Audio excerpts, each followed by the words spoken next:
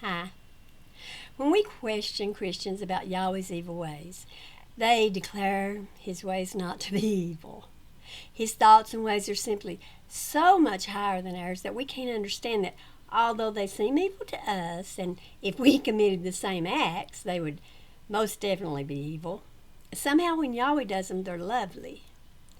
I could talk about a lot of things regarding this, but I want to consider one thing only: how Yahweh is cruel to innocent people, in particular to the children, wives, and servants of men who displease him.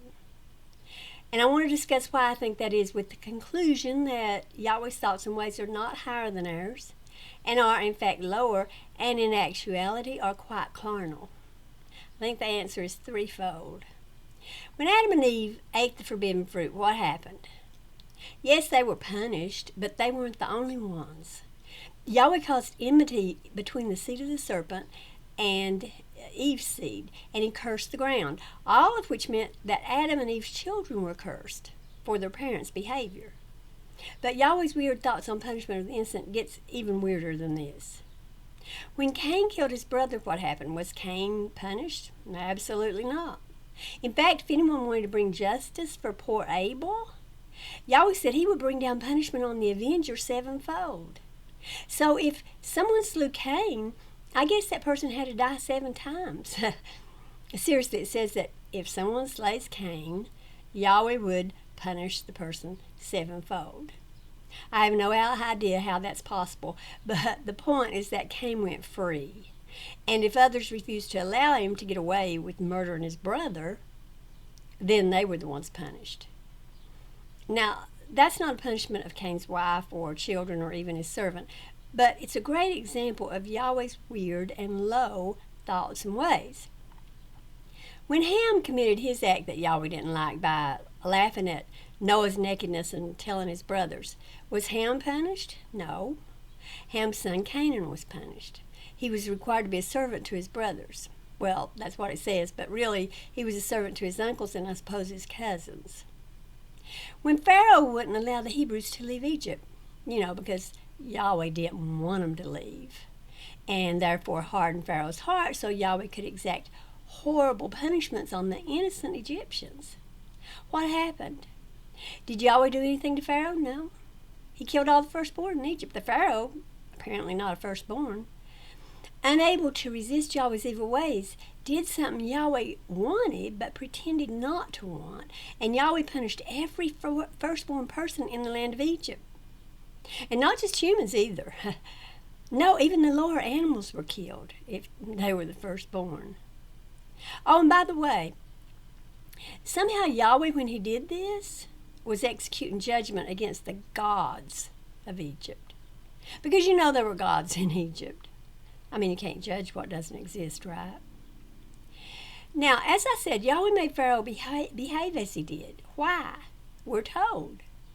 And there's nothing high, noble, or holy about the reason. It was so Yahweh could show his great power, and his name could be broadcast across the earth. That's what the Bible means when it says Yahweh's thoughts and ways are high. It means glorification for Yahweh. Anything that can make him famous or make him look like a big, bad, powerful being, he's in. This, I believe, is the first answer we're seeking. Killing people makes Yahweh feel glorified. It satisfies his carnal nature. And it doesn't matter to him what innocent person gets hurt in the process. For example, and this one really tugs at my heart, let's consider King David's little son. 2 Samuel 12:13. David said to Nathan, "I have sinned against Yahweh." Nathan said to David, "Yahweh also has put away your sin. You will not die." Now, Yahweh can show mercy when he wants to, I reckon. We all do that from time to time. We can forgive whomever we choose. That's not a problem. In fact, it would be nice if Yahweh were this good to all of us, wouldn't it? If all we had to do was be sorry and try to do better, which is generally how things go in the human world unless the act is an actual crime, I could get behind that. That is, if we'd actually done something we shouldn't do.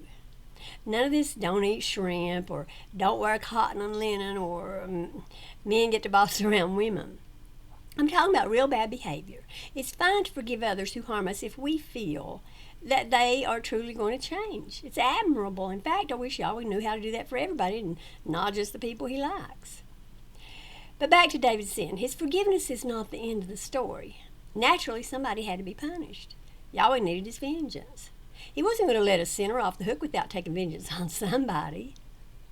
But again, why? Was it because a married woman, Bathsheba, was probably raped? No. Was it because a good man, Uriah, was killed? No.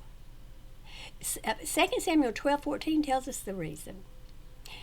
However, because by this deed you have given great occasion to Yahweh's enemies to blaspheme. Now we get it. It's all about Yahweh and how he looks to everybody. Again, this is his main reason for punishing at all. Such high thoughts and ways, right? And what does the rest of this verse say? Well, I'm going to tell you. It says that the child also who is born to you shall surely die. Here we see Yahweh breaking his own promises, as he does from time to time. We recognize this from the following passage, Ezekiel 18:28. The soul who sins, he shall die. The son shall not bear the iniquity of the father. So what happened here? How come the sinner didn't die? As I said, I get forgiven the sinner, but not taking it out on someone else. Where did this somebody in your family must pay for your sin come from? I guess you always just forgot about saying you wouldn't punish a child for his father's sin. As we know, he is pretty forgetful. Now, some might say, yeah, but that verse is in Ezekiel, and so maybe it wasn't the law yet. So what does that mean? That Yahweh could be unfair and unjust until he decided not to? Or that the law, which wasn't supposed to be added to, kept changing? Besides, many years later, Yahweh told the Israelites he was going to punish them for all the murders, all the way back to Abel. And of course, he killed Jesus for all the sins committed under the law. But again, Yahweh was a forgetful old man. That doesn't change anything, though, about whether his thoughts and ways are high. Oh, and that wasn't the end of Yahweh's punishment for David's crimes either. 2 Samuel 12:11-12. This is what Yahweh says, Behold, I will raise up evil against you out of your own house, and I will take your wives before your eyes, and give them to your neighbor, and he will lie with your wives in the sight of this sun. For you did it secretly, but I will do this thing before all Israel and before the sun. So now the wives of David had to be punished as well as his son. Yahweh had these men commit adultery, have sex, mind you, seemingly right out under the sun in broad daylight. And Christians are worried about what we watch on TV. As if that weren't bad enough, again, it's not David being raped out in public. It's his wives, poor women who had done absolutely nothing wrong. In fact, their husband, David, had sex with another woman and killed her husband. That's a shame they had to live with. And now they're being raped themselves. Both the child and the wives of the sinner had to pay for the sins of the man. Oh, and as for the child, Yahweh made the poor little thing suffer for a week before dying. That way David could have a hope that the child would recover and he would grovel at Yahweh's feet, begging him to make it happen. I'm sure that just tickled Yahweh to death to hear David's pleas and praises in hope of touching Yahweh's cold heart.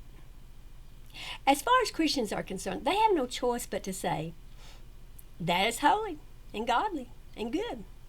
Don't you just love Yahweh and his amazingly wonderful sense of fairness and justice? I mean, with such a just God, we can be assured that he will judge us fairly and justly in the last days. His grasp of the meaning of the word justice is just so awesome. It's nothing like we would do. His thoughts are just so much higher than ours. We would have punished David himself since he was the perpetrator. Can you imagine how evil we would have been? Oh my goodness, we would have punished Cain for murdering Abel. Shoo, so glad Yahweh let us know that the better option was to have David's wives raped and his son killed and Abel's avengers to be punished instead of the murdering Cain. We're so stupid and Yahweh's so smart. But hey, we all know that children and wives are just an extension of a man. They're mere property of the men to whom they belong. Harming them is the same as it would be if Yahweh took a man's slave and beat the slave in the man's place. Wives, children, slaves, oxen, sheep, they're all property of men. And when Yahweh does something to him, he thinks he's punishing the men. And I guess he is. He's taking their property and destroying it. That's all it amounts to in his mind. He doesn't understand that the main punishment is on the wives and children. They don't count as bona fide humans in his eyes. They belong in the class of slaves and lower animals, something Yahweh can use to punish real people, i.e. men. This is the second reason I believe Yahweh punishes the innocent. They tend to belong to a man who has offended Yahweh. The man might be a husband, a father, or, as with Pharaoh, the king of the land. Children, wives, and subjects of powerful men are punished because they belong to the offensive, powerful men. It's like what happened with Job. Job didn't even sin, but to win a bet with Satan, Yahweh was willing to kill all 10 of Job's children. Children are expendable. They can be used to punish their parents. That's Yahweh's high and holy thinking. And let's not forget Jephthah's daughter. Jephthah's daughter, not Japheth. The reason Jephthah could sacrifice her to Yahweh was that she was his property. You can't just go around sacrificing someone else's child or lamb. It has to be yours. Even crazy Yahweh knows that. And yes, this hurts the fathers or husbands or kings. But the point is that this is how Yahweh views women and children and lowly humans / slaves, only in relation to their fathers and husbands and masters. That's why he feels justified in punishing them even though they're innocent. Again, that's his high thinking that Christians love.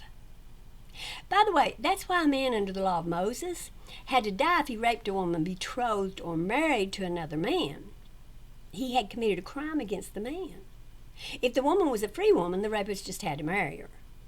And if her father, yes, her father, utterly refused to give the girl to the rapist, then the rapist paid the girl's father the dowry of virgins. And then I guess everything was just fine and dandy. The crime was against the father. The daughter was his property. That's why righteous Lot could offer his daughters to men to be raped. It was his choice, not the choice of the daughters. Again, these are Yahweh's high thoughts that Christians are referring to when they proclaim Yahweh's ways and thoughts to be far higher than ours. This is why Yahweh felt comfortable saying, I, Yahweh your God, am a jealous God, visiting the iniquity of the fathers on the children, on the third and on the fourth generation of those who hate me. He truly thought that was good and awesome thinking on his part. But then, of course, somebody realized that it wasn't good and awesome, and people started saying that the fathers have eaten sour grapes and the children's teeth are set on edge. And Yahweh doesn't like to be made fun of. So that's when he scratched his crazy head and said, what? Why are y'all saying this? When did I punish children for their father's sins? Well, you won't be able to say that again. All souls are mine, and the soul that sins, it's the one that's going to die. Then he went on and on about how a good person, that is, one who kowtows to him, will live and not die. You know, a man who hasn't asked for interest on money he's lent out to somebody else. Or a man who hasn't had sex with a woman on her period. You know, that sort of stuff. But despite this new claim to the contrary, Yahweh kills an innocent person so he can forgive the guilty. That's actually the central doctrine of Christianity. Other people sin and Jesus dies. But hey, at least this time, it was Yahweh's own son, so that's something. Again, in my opinion, the reason Yahweh punishes innocent people for guilty ones, or ones he considers guilty anyway, is threefold. One, he likes some people better than he does others. He's a respecter of persons.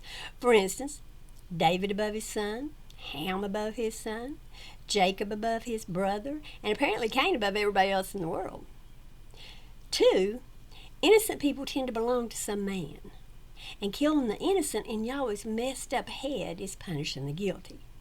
Three, Yahweh thinks it brings him glory and honor to kill people. Christians try to convince us to worship this crazy, unjust God, because he's so holy and high and good. They want us to convert to their religion. But they need to convert their God first. They need to teach him what is good and right and just.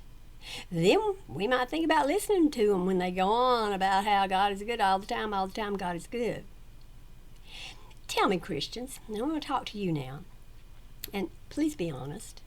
Are the ways and means that I mentioned Yahweh used here higher than the ways and means you would have used? You would really kill a child or have a wife raped in order to punish an evildoer? Or you'd kill a person 7 times if you brought a murderer to justice? You know the right answer. You know the God you serve is disgusting. I think you're just too scared to admit it. I mean, who wouldn't be scared if they believed this God were real? Oh, I think you believe you're being honest with yourself. But you either aren't or you're just blinded. Anybody who can't or won't see that Yahweh's thoughts and ways are wicked and far lower than ours is either evil themselves or just really confused about right and wrong. And I mean no disrespect. Yes, if Yahweh's got him to do whatever he likes because he determines right and wrong. I know that excuse. And I can hear Christians saying it now. But that dog won't hunt. Being able to do what you want doesn't make the thing you want right or fair or just. I did a TikTok video claiming that Yahweh can't be real because he's supposed to love, yet he takes vengeance. Love doesn't take vengeance, of course. But, and I did mention, an avenger on Cain, but that was really justice, not vengeance. Anyway, someone commented that I love and I could take vengeance and still be real, so Yahweh could too. Well, sure I could, but I don't declare myself to be love. If I take vengeance, I'm not acting from a place of love. Now, I might want justice. I might want to be paid for something someone stole. I might want a perverted person to be locked away in order to keep others safe. But vengeance, that's a desire for revenge, and it's not love. Yahweh's thoughts and ways must be higher than ours. The book declares it. And if they're not, and we all know, yes, we all know, that they are not, then he is not worthy to be worshipped. He's not above us, but below us. I don't believe you Christians are blinded enough not to see this. And I don't believe you're evil. I think you know Yahweh's not just or fair. I think you simply can't bring yourself to admit it to yourself or others. But you do know, surely you know. But if you don't, then tell me now. Tell me, go ahead and make a comment here and say, I think it's very high and noble and true justice to murder a baby if its father commits a crime. I think it is good and righteous and wonderful to have a woman raped if her husband commits a crime. I think it's wise and suitable for a woman to marry her rapist or just accept that her father gets money for her rape and that's the end of it. Go ahead, say it if you really believe it. I won't hold my breath. Oh, and one more thing. Tell me if you think your God is just, that you'd say so if it were your child he was fixing to kill because you did something he didn't like. Would you say then that your God's thoughts and ways are higher than yours? Would you say, my God is so good. He forgave me. Whew, I'm so blessed. He only killed my baby boy. Isn't he awesome? No. You would not say that. You know you wouldn't. Look, I get it. You believe this monstrous God exists and you think he's got good stuff to give you. And maybe even you believe he'll burn you to a crisp if you don't obey him. And because of that, you're willing to kill babies and or approve of baby killing so you can get the good stuff or not be burnt. But at least be honest about it or take the blinders off and see reality. Don't say your God's good and extremely wise when anybody with an open mind knows he's neither. Just say you're petrified and you'll do anything. Kill babies, enslave people, throw out your own child because he said a bad word, or whatever, to get good stuff or save your own hide. You ain't fooling nobody. So why don't you speak truth? and admit that your God is a crazy menace. If your heart is hardened against truth, please listen to what I'm saying and let it melt your cold heart. You know, they talk about God-fearing Christians rather than God-loving Christians for a reason. Y'all are scared out of your gourd. I mean, you have to be. You're willing to kill babies.